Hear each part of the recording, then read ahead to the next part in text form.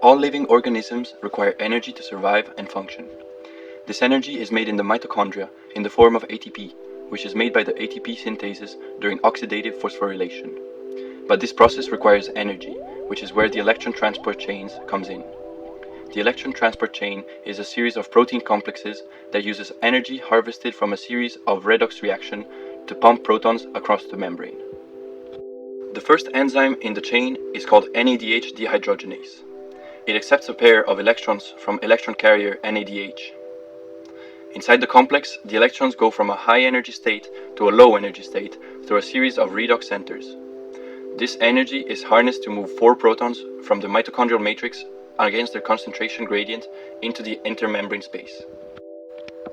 The electrons exit complex 1 and are passed to coenzyme Q, which undergoes a redox cycle, where ubiquinone is oxidized to ubiquinol.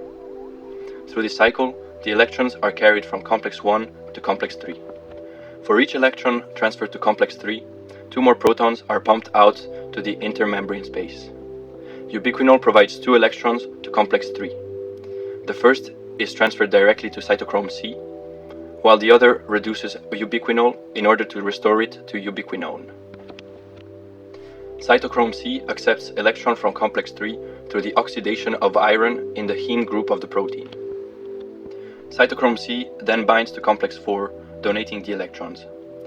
Here, they respectively attach to a heme group and to a copper atom inside the complex.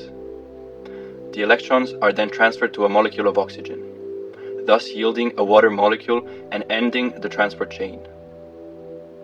The protons pumped into the intermembrane space using the energy from these electrons serve to make an electrochemical gradient.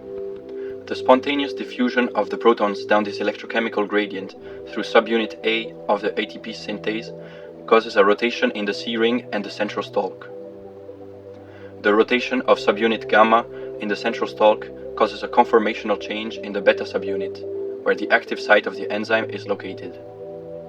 Here ATP is synthesized from ADP and inorganic phosphate. Electron transport pathways could be harnessed and manipulated to generate electricity for us. For example, we could engineer a bacteria where the ATP produced by the electron transport chain is coupled to power an enzyme or metabolic pathway that can generate hydrogen.